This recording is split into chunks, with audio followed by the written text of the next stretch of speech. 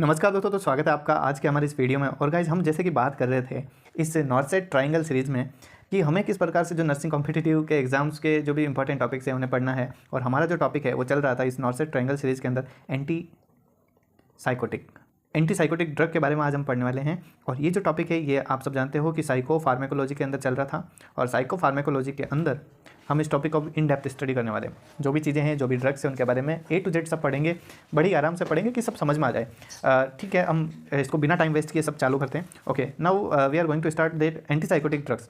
ठीक है, तो सारा कुछ चालू करते हैं। और यहाँ पे मैं एंटी साइकोटिक लिख देता हूँ और यहीं से हमारी चालू होने वाली है पहली ड्रग, एंटी साइकोटिक ड्रग। अब अगर आपको कोई पूछ ले पहला सवाल, तो पहला सवाल यही आएगा, इनको और क्या बोलते हैं? तो देखिए, इनको मेजर ट्रैंकुलाइजर बोलते हैं। ठीक है, major tranquilliser. Okay guys, second question के बारे में बात करते हैं कि किन किन केसेस में हमें ये देनी है। हम फार्माकोलॉजी में हमेशा एक वर्ड पढ़ते हैं, इंडिकेशन। इंडिकेशन का मतलब ये होता है कि हमें इन ड्रग को कहाँ कहाँ पे देना है। तो कहाँ पे देना है? तो एंटी साइकोटिक, मतलब जहाँ भी साइकोसिस नाम की कोई भी बीमारी हो। साइकोसिस मैंने आपको पिछले वीडियो में बताया कि ऐसी कोई भी सीवियर इलनेस जहाँ पे हॉस्पिटलाइजेशन की ज़रूरत हो और पेशेंट का इंसाइट है वो डिस्टर्ब हो जाए, इंसाइट है वो अपसेंट हो जाए पेशेंट के अंदर, उसको पता ही नहीं हो उसके साथ क्या चल रहा है। ओके, नाउ देखते हैं हम एंटीसाइकोटिक ड्रग के अंदर और किन किन केसेस में हमें ये देनी है। तो गाइस, पहली चीज़ ध्यान रखिएगा, जो सबसे मोस्ट कॉमन बीमारी रहती है सिजोफ्रेनिया। सिजोफ्रेनिया के अंदर हमें एंटीसाइकोटिक देनी पड़ती है। दूसरी ऐसे ही कुछ ऑर्गेनिक ब्रेन डिसऑर्डर भी आते हैं, OBD जिन्हें हम बोलते हैं, उनके अंदर जैसे आते हैं डेलीरियम और डेमेंशिया। हालांकि जहाँ पे MCQ फॉर्म होगा मैं आपको सब जगह बता दूंगा, तो आपको सारे MCQ के तरीके मैं आपको बता दूंगा कि MCQ कैसे बनता है, कहाँ से बनता है। तो एक बार हम थोड़ा थ्योरी क्लियर कर लेते हैं। हम क्या करेंगे कि पहले थ्योरी पढ़ेंगे, फिर थ्योरी से जितने कितने भी MCQ बन सकते हैं उन सारे एक्सपेक्टेड MCQ को बता दूंगा। ये मेरे हिसाब से सबसे बेस्ट तरीका होता है कि आप थ्योरी पढ़ो, अपने खुद के MCQ फॉर्म करो कि कहाँ से क्या सवाल बन सकता है, ताकि आपको पता लगे कि हमें कहाँ पे किस चीज़ को किस तरीके से समझना है, कौन सा हिंट है जो हमें यूज़ करना है। ओके गाइज, तीसरी कैटेगरी आती है मूड डिसऑर्डर। मूड डिसऑर्डर के अंदर आता है mania and depression. Mania and depression, और अगर ये दोनों ही चीज़ें साथ साथ होती है तो आप सब जानते हो हम इन्हें क्या बोलते हैं, बाईपोलर अफेक्ट डिसऑर्डर, है ना, BAD जिसको सिंपली बोलते हैं। देन फोर्थ नंबर पे जो आने वाले हैं, जैसे कोई भी पार्शियल साइकोसिस हो गया या फिर डिप्रेशन वगैरह चीज़ें। ओके, मेनली आपको ये 3 डिजीज कैटेगरी में ध्यान रखनी है। ओके, अब आपके सामने सवाल क्या आएगा मैं आपको यहीं पे बता देता हूँ। आपके सामने सवाल आएगा कि साइकोसिस कौन कौन सी बीमारियां हैं, या फिर एंटी साइकोटिक ड्रग का यूज़ हमें किन किन के साथ करना है। तो इन बीमारियों का नाम जब भी आए तो इनके साथ करना है। इससे अलग आपका कोई दूसरा छोटा ऑप्शन दे दे, लाइक एंजाइटी दे दे, तो उनके अंदर इनका यूज़ नहीं करना है ना। आगे बढ़ते हैं कि ये क्या करती है। अब मैंने आपको बताया है कि साइकोसिस के अंदर या फिर सिजोफ्रेनिया के अंदर क्या होता है। तो देखिए, सिजोफ्रेनिया के अंदर हो क्या रहा है, फ्रेनिया, इसके अंदर हो क्या रहा है, डोपामाइन और सेरोटोनिन का लेवल बहुत ही ज़्यादा बढ़ रहा है। हमें क्या करना है, इस लेवल को कम करना है, इस लेवल को कम करना है। तो इस लेवल को कम करने के लिए हमें जो दवाई देते हैं उनका नाम होता है एंटी साइकोटिक। ठीक है, सिजोफ्रेनिया में बढ़ जाता है इनका लेवल, और हमारा गोल क्या रहेगा, हमें इनको कम करना है। ठीक है, कम करना है। और एंटीसाइकोटिक दवाइयाँ कुछ इसी तरह से काम करेगी। अब इन एंटीसाइकोटिक दवाइयाँ देखा जाए तो दो टाइप की होती है। एक होती है गाइस टिपिकल एंटीसाइकोटिक और एक होती है guys atypical antipsychotic. Okay, typical के बारे में एक छोटी सी बात बोली जाती है कि टिपिकल क्या करती है। टिपिकल एक ही काम करती है, डोपामाइन को कम करती है। ओके, एंड एटिपिकल क्या करती है, एटिपिकल डोपामाइन भी कम करती है एंड सेरोटोनिन भी कम करती है। ठीक है, ये समझ आइएगा क्योंकि ये सवाल एग्जाम में आता है। तो ये जो आपकी एंटीसाइकोटिक दवाइयाँ हैं इसके अंदर दो कैटेगरी आ गई। एक तो टिपिकल, टिपिकल का मतलब जो पुरानी है। अब पुरानी है तो हम पुरानी से नई पे क्यों बढ़ते हैं कि भाई पुरानी दवाइयों के थोड़े साइड इफ़ेक्ट ज़्यादा होते हैं। तो ये समझ जाइए कि इनके साइड इफ़ेक्ट ज़्यादा होते हैं और इनके साइड इफ़ेक्ट होते हैं वो कम होते हैं। अब साइड इफ़ेक्ट की बात अभी हम करेंगे बहुत ही अच्छे से, बट फिलहाल आपको एक सवाल ध्यान रखना है कि जो टिपिकल दवाई होती है वो डोपामिन के लेवल को कम करती है और एटिपिकल वाली डोपामिन और सेरोटोनिन दोनों को कम करती है। ओके, इतनी सी बात मेरी आप ध्यान रखें। अब आगे हम चलते हैं इस पर कि क्या क्या हमें और पढ़ना है इसके बारे में। ओके, तो अब जब आप आगे पढ़ोगे इसके बारे में तो एक चीज़ आती है, ये हमें वापस लिख देता हूँ, एटिपिकल, पहले लिख देता हूँ टिपिकल और इधर मैंने लिख दिया एटिपिकल। अब सीन इनका क्या है, ये जो टिपिकल होती है ये एक साइड इफेक्ट करती है और इस साइड इफेक्ट पे हर साल एक सवाल आता है। ये आप समझ लीजिए कि मैं आपको ये टॉपिक इसीलिए पढ़ा रहा हूँ क्योंकि मेरे को आपको ये टॉपिक पढ़ाना है। इसका साइड इफेक्ट EPS, इस EPS का पूरा नाम होता है एक्स्ट्रा पायरेमिडल सिम्टम। अभी मैं इनको बहुत, ये जो EPS है गाइस, इसको मैं बहुत ही अच्छे से आपको पढ़ाऊँगा, ठीक है। बट पहले हम थोड़ा सा इन ड्रग्स के बारे में जानेंगे। और एटिपिकल होती है, इनका साइड इफ़ेक्ट थोड़ा सा कम होता है, तो ये EPS कोज नहीं करती, या फिर EPS कम करती है, EPS कम कोज करती है, तो इनका साइड इफ़ेक्ट, लेकिन इनका मेटाबॉलिक साइड इफ़ेक्ट इतना नहीं होता, मेटाबॉलिक साइड इफ़ेक्ट इतना नहीं होता, लेकिन एटिपिकल का मेटाबॉलिक साइड इफ़ेक्ट ज़्यादा होता है। मेटाबॉलिक साइड इफ़ेक्ट का मतलब कि भाई ये पेट मतलब किडनी के अंदर या लीवर के अंदर जाकर के मेटाबोलाइट्स पे ज़्यादा साइड इफेक्ट करती है, या फिर उनका नुकसान ज़्यादा करती है। पुरानी दवाइयाँ लीवर के लिए बढ़िया है, किडनी के लिए बढ़िया है, ठीक है, लेकिन नई वाली बढ़िया नहीं है। लेकिन पुरानी वाली का साइड इफेक्ट, एक जो सीवियर साइड इफेक्ट होता है जिसका नाम हम पढ़ते हैं EPS, ये EPS बहुत ज़्यादा करवाती है, और नई वाली जो है वो EPS कम करवाती है। तो हम इस को कंक्लूड करके अगर लिखें तो टिपिकल और एटिपिकल इधर आ गया। टिपिकल को हम पुरानी वाली बोलेंगे और अटिपिकल को हम नई वाली बोलेंगे। अब देखते हैं आगे, ये सारी चीज़ें आ गई, ओके। अब हम इनके एग्जांपल देखते हैं। तो सबसे पहले मैं आपको बिल्कुल अच्छे से 1 बाय 1 पढ़ा देता हूँ टिपिकल के बारे में। टिपिकल के बारे में जो जो चीज़ें मेरे को पता है मैं आपको बता देता हूँ। तो टिपिकल के अंदर पहला सवाल बनता है एक ड्रग पे जिसका नाम होता है CPZ। इस CPZ का पूरा नाम है क्लोरप्रोमाजीन, ठीक है। ये समझ लीजिए, इस पर एक सवाल आता है, ये सबसे पुरानी एंटीसाइकोटिक दवाई 1952 के अंदर ही खोजी गई थी, ठीक है। तो सबसे ओल्डेस्ट है ये, या ओल्डेस्ट या बोला जाए फर्स्टली डिस्कवर्ड। तो क्लोरप्रोमाजीन के बारे में आपको एक सवाल ये ध्यान रखना है, CPZ chlorpromazine newly discovered drug है, ओके। सेकंड, इसके अंदर एक ड्रग आती है जिसका नाम होता है हेलोपेरिडोल। और मैं आपको एक चीज़ बताऊंगा, इस ड्रग को आप बहुत ही अच्छे से ध्यान रखना, बहुत बहुत बहुत ज़्यादा सवाल इससे बनते हैं। अब हेलोपेरिडोल क्या है, तो इसका मैं आपको बताता हूँ कि हेलोपेरिडोल एक ऐसी दवाई है जो सबसे ज़्यादा साइड इफ़ेक्ट करती है, या बोला जाए तो सबसे ज़्यादा EPS कोज करती है। EPS क्या होता है मैं आपको बताऊंगा, ओके। तो अगर आपको कोई पूछ ले कौन सी एंटीसाइकोटिक है जो सबसे ज़्यादा एक्स्ट्रा पैरामिटल सिम्टम्स लेके आती है, तो आपका आंसर होना चाहिए हेलोपेरिडोल।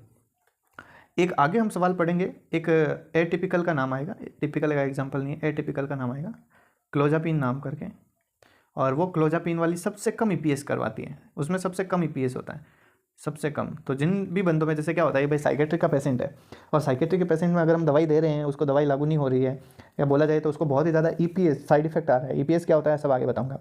तो अगर ज़्यादा आ रहा है तो फिर तो हम क्लोजापाइन देते हैं। शुरू में हम एक बार हेलोपेरिडोल चला के देख लेते हैं, अगर EPS नहीं आ रहा है तो ठीक है, लेकिन अगर आ रहा है तो फिर उसको बंद करके हम क्लोजापाइन चलाते हैं, ओके। आगे और हमारे सामने कुछ ड्रग्स है जिसके नाम हम पढ़ते हैं, जैसे ट्राइफ्लूपेराजीन, ओके। नेक्स्ट लिखता हूँ मैं फ्लूपेंटिक्सोल, इनके बस आपको नाम ही देखने हैं। एक और देख लीजिए थियोरिडाजाइन। अब मैं आपको एक क्वेश्चन यहाँ पे बता देता हूँ, एनक्लेक्स का एक सवाल है। थियोरिडाजाइन नाम की जो दवाई है इसका एक साइड इफ़ेक्ट आता है, ओके। थोड़ा सा यहाँ लिखते हैं अच्छे से, थियोरिडाजाइन, इसके साइड इफ़ेक्ट पे एक सवाल आता है। एक्चुअली इसका एक साइड इफ़ेक्ट क्या होता है कि ये टॉक्सिक रेटिनोपैथी करवाती है। बस आप इतना सा वर्ड ध्यान रखना, ये नया क्वेश्चन बनेगा तो, क्योंकि अभी तक आया नहीं है, तो ये चीज़ आप ध्यान रख सकते हो, ओके। तो मेरे हिसाब से ये, अगर आपने इतनी चीज़ें अगर आपने पढ़ ली है टिपिकल के बारे में, तो आपका काम हो जाएगा, जिसके अंदर हमने 3 दवाइयाँ मेन पढ़ी, एक तो क्लोरप्रोमाजीन, एक हेलोपेरिडोल, और तीसरी जो हमने पढ़ी है वो थियोरिडाजोन, ओके। ये 3 चीज़ें आपने पढ़ ली होगी, ओके नाइस। अब बात करते हैं एटिपिकल की। एटिपिकल के पहले मैं आपको नाम बता देता हूँ, जिसमें दवाई आएगी रिस्पेरिडोन, जिप्रासिडोन, ओलेंजापाइन, ओके, क्लोजापाइन, क्यूटीपाइन, ओके। तो ये 4-5 दवाई आप याद रख सकते हो। अब इनमें से मैं आपको एक मस्त चीज़ बताता हूँ। तो ये जो एटिपिकल है, इन सब के एक बार साइड इफ़ेक्ट देखते हैं। तो गाइस जो आपके सामने दवाई है पहली एटिपिकल में, क्यूटीपाइन, क्यूटी थोड़ा सी क्यूटी ऐसा लग रहा है, तो क्यूटी कैटरेक्ट करवा देती है, तो आपको याद रह जाएगा क्यूटी कैटरेक्ट करवा देती है, ओके। जब भी कोई आदमी खा पी के मोटा होता है तो हम बोलते हैं ओले ओले, है ना। तो ओले ओलेंजापाइन वेट गेन करवाती है गाइस। वेट गेन होगा तो बीपी की दिक्कत भी आएगी। ओके। और तीसरी जो दवाई हमने देखी रेस्पेरिडोन। ये रेस्पेरिडोन का क्या सीन रहता है कि ये हार्ट पे दिक्कत करवाती है, हार्ट में ये डिसरिथमिया करवा देती है। तो अपने रेस्पिरेटरी सिस्टम के पास ही हार्ट होता है, तो रेस्पेरिडोन क्या करवाती है, डिसरिथमिया करवाती है। ये ट्रिक्स याद रखना। क्यूटीपाइन क्यूटी कैटरेक्ट करवाती है। ओले कोई भी मोटा आदमी देखते हैं ओले मोटा, ठीक है। और रेस्पेरिडोन रेस्पिरेटरी सिस्टम हार्ट के पास होता है तो ये डिसरिथमिया करवाती है। तो आई होप ये सारी चीज़ आपको याद हो गई होगी, बड़ी फर्जी ट्रिक्स है। ओके। एक ध्यान रखना, एक और सवाल आता है कि जो अपनी हेलोपेरिडोल जो हमने पढ़ी थी, इसको ना IM इंजेक्शन हम देते हैं। और गाइस IM इंजेक्शन देने के लिए इसको जेड ट्रैक मेथड से देते हैं। आप जानते होंगे जेड ट्रैक मेथड है, हम फंडामेंटल में पढ़ेंगे। जेड ट्रैक मेथड का मतलब क्या होता है कि कई बार जो हम IM दवाई देते हैं वो 90 एंगल पे लगाते हैं, तो हल्की सी स्किन को खींच के फिर लगाते हैं, फिर उस स्किन को छोड़ देते हैं, जिससे वो क्या है कि जो वहाँ के टिश्यू है वो इधर उधर हो जाए और जो दवाई है वो वापस से बाहर नहीं निकले, है ना, स्किन से। इसलिए ये होता है। ओके, तो ये आपको ध्यान रखना है। और एक और साइड इफेक्ट आप CPZ का क्लोरप्रोमाजिन का भी याद रख सकते हो, जो सबसे ओल्डेस्ट है या फर्स्टली डिस्कवर्ड है। ये क्या करती है, BP को गिरा देती है, ऑर्थोस्टैटिक हाइपोटेंशन करवाती है। आपने नर्सिंग के एग्जाम्स में एक सवाल आता है ऑर्थोस्टैटिक हाइपोटेंशन क्या होता है। देखिए नॉर्मल BP 120/80 होता है। अगर किसी पोजीशन को चेंज करने से आपकी BP 20/10 से गिर जाए तो इसका मतलब आपको ऑर्थोस्टैटिक हाइपोटेंशन है ना। यहाँ पे भी सवाल आ जाता है। और अगर आपको कोई पूछ ले कौन सी दवाई है जो सबसे कम EPS करवाएगी, तो आपका आंसर होना चाहिए क्लोजापाइन। इसके बारे में देख लेते हैं। अगला सवाल यही पूछेगा, क्लोजापाइन एक ऐसी दवाई जिसका मिनिमम साइड इफ़ेक्ट है, और क्लोजापाइन,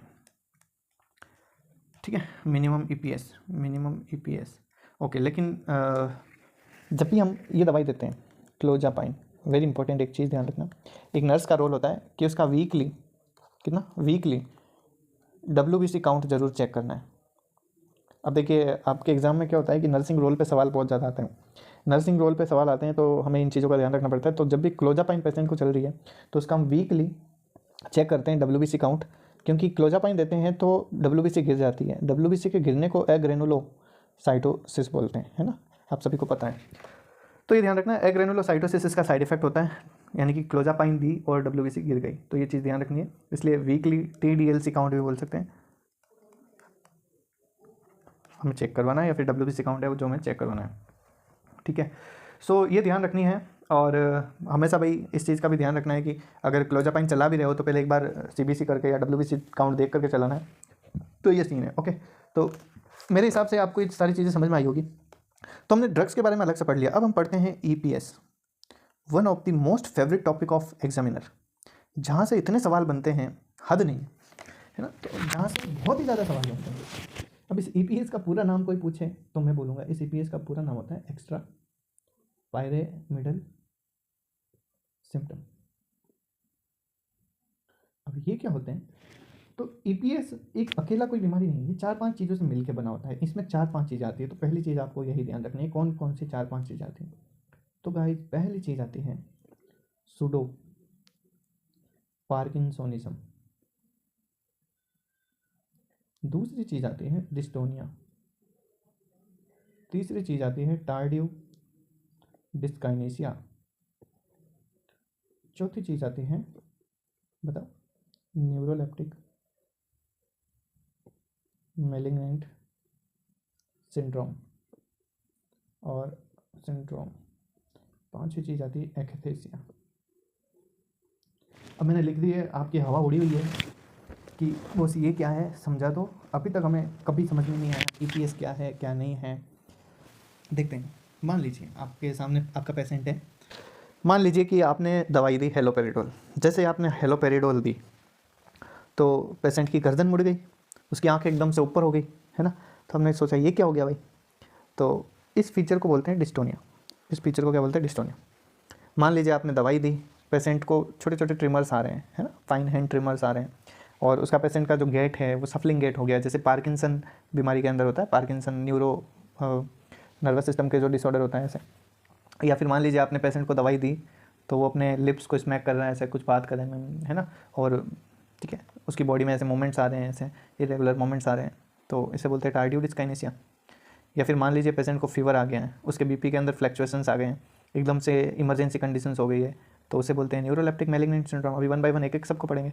या फिर मान लीजिए आपने पेशेंट को दवाई दी और बाद में वो चल रहा है, रुक ही नहीं रहा है, चल रहा है, भाग रहा है, ठीक है, तो इसे बोलते हैं एक्स्थेसिया। सो देखते हैं 1 बाय 1 इन चारों पांचों चीज़ों को। तो एक्स्ट्रा पिरामिडल सिम्टम्स, पहला सवाल यही आएगा आपके एग्जाम में कि ईपीएस किसका साइड इफेक्ट है, तो गाइज एंटी साइकोटिक का साइड इफेक्ट है, एंटी डिप्रेसेंट का नहीं है, मैनिया वाली का नहीं है, ये एंटी साइकोटिक का साइड इफेक्ट होता है, ठीक है, पहला सवाल ये ध्यान रखो। दूसरा सवाल क्या ध्यान रखोगे कि इसके अंदर कौन सी 5 चीज़ें आती है, तो अभी बता ही दिया है, तो 1 बाय 1 सारी चीज़ों को पढ़ते हैं। तो फर्स्ट हम जो चीज़ है वो पढ़ते हैं जिसका नाम है सूडो पार्किंसोनिज्म। और इसके अंदर क्या होगा सीन, अब बंदे को ट्रिमर्स आ रहे हैं, ठीक है, ब्रेडी काइनेसिया हो गया, मास्क लाइक फेस हो गया, है ना, एकदम मास्क जैसा फेशियल एक्सप्रेशन हो गया, तो इसे बोलते हैं सूडो पार्किंसोनिज्म। मतलब कि पार्किंसन जैसे फीचर आ जाना। एक्चुअल में ये पार्किंसन डिजीज़ नहीं है, ये एंटीसाइकोटिक दवाई के लेने से हुआ है ना। तो पार्किंसन तो दूसरी बीमारी होती है, ठीक है, वो बड़ा फीचर, लेकिन उसके जैसे फीचर अगर आ रहे हैं, अगर आपको क्वेश्चंस में भाई वो यही बोलेगा कि एक पेशेंट को एंटीसाइकोटिक दवाई दी, ट्रिमर्स आ रहे हैं, ब्रेडी काइनेसिया हो रहा है, मास्क लाइक उसका फेस बन गया, बताओ क्या हुआ है, तो आपको बोलना है भाई बंदे को एंटीसाइकोटिक दवाई ने साइड इफेक्ट कर दिया, और इस साइड इफेक्ट को हम ईपीएस के अंदर लेते हैं, और ईपीएस के सिम्टम्स को हम बोलते हैं सूडो पार्किंसोनिज्म, ठीक है। आपका आंसर ऐसा होना चाहिए। अब ऐसे बंदे को अगर आपको ट्रीट करना है तो यहीं पे मैं बता देता हूँ, ऐसी दवाई दे दो जो डोपामिन का लेवल बढ़ा दे, क्योंकि एंटीसाइकोटिक ने क्या किया है, एंटीसाइकोटिक ने क्या है कि डोपामिन का लेवल घटा दिया था, है ना, डोपामिन का लेवल घटा दिया था। अब हमें डोपामिन बढ़ा देना है, वापस से बढ़ा देना है, तो बढ़ाने के लिए आप फिर ऐसी दवाई दो, तो THP और PMZ ये ऐसी दवाई है, ठीक है, जो इसका ट्रीटमेंट में हम यूज़ लेते हैं। बस आप सिंपल ही ध्यान रख सकते हो, ये एंटी कोलिनर्जिक कैटेगरी में आती है। या फिर आप सिंपली ऐसे बंदे को डाइजेपाम दे दो, डाइजेपाम एक तरह का सिडेटिव है, सिडेटिव का काम करता है, तो ये बड़ा इजीली उसको ट्रीट करते हैं। नेक्स्ट जो ईपीएस आता है उसका नाम है एकैथेसिया। अब एकैथेसिया में क्या होता है, पहला सवाल आपको ये ध्यान रखना है, सबसे ज़्यादा यही देखा जाता है, मोस्ट कॉमन यही देखा जाता है, मोस्ट कॉमन सबसे ज़्यादा। मैंने भी जब साइकेट्रिक हॉस्पिटल में ड्यूटी की थी तब एक पेशेंट था, वो दवाई लेने के बाद घूम ही घूम रहा था, जैसे कि ये हॉल है, इस हॉल के अंदर वो इधर से उधर खूब सारे चक्कर निकाल रहा है, चल रहा है, ठीक है। इसमें क्या होता है, स्ट्रॉन्ग अर्ज होती है पेशेंट को कि वो घूमता रहेगा, चलता रहेगा, तो इसे बोलता है एकैथेसिया, यानी कि ये सबसे मोस्ट कॉमन साइड इफेक्ट है। तो सवाल यही ध्यान रखना है, वो एग्जाम में यही पूछेंगे आपको, मोस्ट कॉमन ईपीएस कौन सा है, तो एकैथेसिया। दूसरा सवाल आपको उनको क्या ध्यान रखना, एकैथेसिया का मतलब क्या, बंदा घूम रहा है, तो इसको हम वॉकीज टॉकीज सिंड्रोम भी बोल देते हैं, वॉकीज टॉकीज, अरे भाई चल रहा है, घूम रहा है, ठीक है, तो वॉकीज टॉकीज सिंड्रोम भी बोल देते हैं। अब ऐसे बंदे को ट्रीट करना है, ट्रीट करने के लिए हम जो दवाई देते हैं, हम कुछ नहीं एंटी हाइपरटेंसिव दे देते हैं, बीटा ब्लॉकर दे दो, ठीक है। तीसरी है डिस्टोनिया। अब इसके अंदर क्या होगा, इसके अंदर बंदे की या तो गर्दन मुड़ जाएगी या फिर आंखें जो एकदम ऊपर हो जाएगी। तो देखिए अगर गर्दन मुड़ जाए, गर्दन मुड़ जाने को साइंटिफिक भाषा में बोला जाता है टॉर्टिकोलिस, बंदे की गर्दन ही मुड़ गई एकदम, ठीक है। और या फिर अगर आंखें है वो एकदम ऊपर हो जाए तो उसे बोलते हैं ऑक्यूलो गायरिक क्राइसिस, है ना, आंखें ऊपर हो गई, और टॉर्टिकोलिस का मतलब गर्दन मुड़ गई। डिस्टोनिया का फीचर है जिसके अंदर ये सीन होता है, या तो टॉर्टिकोलिस हो जाता है या ओक्यूलोगाइरिस क्राइसिस। तो ऐसे बंदों को ठीक करने के लिए हम क्या है, एंटी हिस्टामिन दवाई देते थे, जैसे प्रोमेथाजिन। अब इसका दवाई का ध्यान रखना है, इसका ट्रीटमेंट है, ये ट्रीटमेंट प्रोमेथाजिन दे रहे हैं, ये ध्यान रखना आप, क्वेश्चन बनता है यहाँ पे कि प्रोमेथाजिन क्यों दे रहे हैं, तो ओक्यूलोगाइरिस क्राइसिस है ना, कई बार जिप भी मुड़ जाती है, प्रोट्रूजन ऑफ टंग भी हो जाता है, ठीक है, और ये अचानक होगा। तो एक और सवाल आता है इस पर कि जो डिस्टोनिया होता है ये दवाई देते ही हो जाता है, तो अर्लीस्ट ईपीएस कौन सा है, अर्लीस्ट ईपीएस कौन सा है डिस्टोनिया। अगर आपको कोई पूछ ले मोस्ट कॉमन कौन सा है, सबसे ज़्यादा कौन सा होता है, तो एकैथेसिया या वॉकीज टॉकीज, है ना। ये मोस्ट कॉमन है, मोस्ट कॉमन मतलब सबसे ज़्यादा होगा, लेकिन सबसे पहले कौन सा होगा, डिस्टोनिया होगा। ठीक है, ये 2 सवाल ध्यान रखना, कंफ्यूज करते हैं और कन्फ्यूजन वाले क्वेश्चन एग्जाम में ज़्यादा आते हैं। जो चौथी चीज़ है जिसका नाम है टार्डिव डिस्काइनेसिया। इसमें क्या होगा कि जैसे लिप्स स्मैक करेगा, वो लिप स्मैक, वो होठ बड़बड़, मतलब ऐसे लगेगा वो कुछ बोल रहा है ना, या फिर वो अपने एक बॉडी के किसी भी एक ऑर्गन की मूवमेंट करता रहेगा, हाथ हिलाता रहेगा या एक पाँव हिलाता रहेगा। तो ये एक ऐसा सिम्टम है जो इरिवर्सिबल होता है, इसे वापस ठीक नहीं किया जा सकता। ये इसका side effect irreversible side effect है। यानी कि 3 सवाल बहुत ही ज़्यादा पॉपुलर हैं। इरिवर्सिबल ईपीएस कौन सा है, तो टार्डिव डिस्काइनेसिया। सबसे पहले अर्लीस्ट ईपीएस कौन सा है, तो डिस्टोनिया। और अगर आपको कोई पूछे मोस्ट कॉमन ईपीएस कौन सा है, तो एकैथेसिया। सबसे ज़्यादा लोग घूमते हैं, सबसे पहले आंखें मुड़ जाती है, जिभ मुड़ जाती है, या फिर गर्दन में लचक आ जाती है। इरिवर्सिबल ऐसी कौन सी चीज़ है, तो एक बार बोलना चालू हो जाता है, या फिर कोई बॉडी की हैंड की मोमेंट्स है वो लगातार करता रहता है, तो वो इरिवर्सिबल होती है, वापस ठीक नहीं होती है ना। तो ये चीज़ है। तो ये जो अपना टार्डिव डिस्काइनेसिया है, इस टार्डिव डिस्काइनेसिया को एक और चीज़ बोला जाता है। एक्चुअली क्या है कि ये ऐसे लगता है पेशेंट जैसे खरगोश होता है ना, वो जब गाजर खाता है ऐसे लिप स्मैक करता है, अपने दांत ऐसे है ना, ऐसा करता रहता है। तो इसलिए इसको रैबिट, स्पेलिंग गलत लिखी, रैबिट सिंड्रोम भी बोलते हैं। ठीक है, या फिर इसको ऐसा लगता है चेविंग सिंड्रोम भी बोलते हैं। ठीक है, एक ही बातें हैं सब। जब आप इसका कंसेप्ट समझ गए तो आप इजीली इसको सही कर दोगे, है ना। या फिर आई है वो ब्लिंकिंग करता रहेगा, है ना, ऐसे, है ना। ठीक है, ओके, नाइस। तो ऐसे बंदों को अगर ट्रीट करना है, टार्डिव डिस्काइनेसिया को ट्रीट करना है, तो आप सिंपली भाई साहब उस बंदे को कौन सी दवाई दोगे, प्रोमेथाजिन PM6, ओके, या THP भी दे सकते हो। मैं आपको ये सारी दवाइयाँ एक साथ कंक्लूड करके बता दूंगा। तो ये सीन ध्यान रखना आपको। अगला एक जो सिम्टम है 5th, वो है न्यूरोलेप्टिक मैलिग्नेंट सिंड्रोम। अब इसमें क्या होगा, इसके अंदर क्या होगा कि अचानक बंदे को फीवर आएगा। ठीक है, BP के अंदर फ्लक्चुएशंस आ गए। ठीक है, मसल्स है वो रिजिड हो गई है, BP फ्लक्चुएट हो गई है जैसे गिर गई हो, या फिर मसल्स में रिजिडिटी आ गई हो। तो ये अगर चीज़ें आती है तो इसे बोलते हैं न्यूरोलेप्टिक मैलिग्नेंट सिंड्रोम। ये एक इमरजेंसी कंडीशन है ना। अब इमरजेंसी कंडीशन है तो फिर आपको ध्यान रखना है। ठीक है, अब ऐसे में मसल्स रिजिड हो गई है तो मसल्स को थोड़ा शांत कर दो। तो हम क्या करते हैं, एक मसल रिलैक्सेंट दे देते हैं, जैसे डेंड्रोलिन एक टाइप का मसल रिलैक्सेंट है, इससे ये बंदा ठीक हो जाता है। ठीक है, साथ ही साथ हम भाई जो भी सिम्टोमेटिक ट्रीटमेंट है वो इस बंदे का कर देते हैं।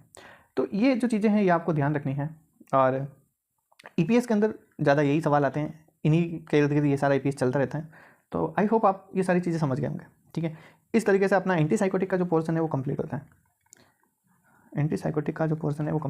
अब इसके मैं आपको 10-12-20 क्वेश्चंस करवा दूंगा कल, जिसकी वजह से आपका एंटीसाइकोटिक पूरा हो जाएगा। ठीक है, क्वेश्चंस करवाऊंगा तब आपको समझ में आ जाएगा भाई मैंने जो पढ़ा है वो वर्थ इट है।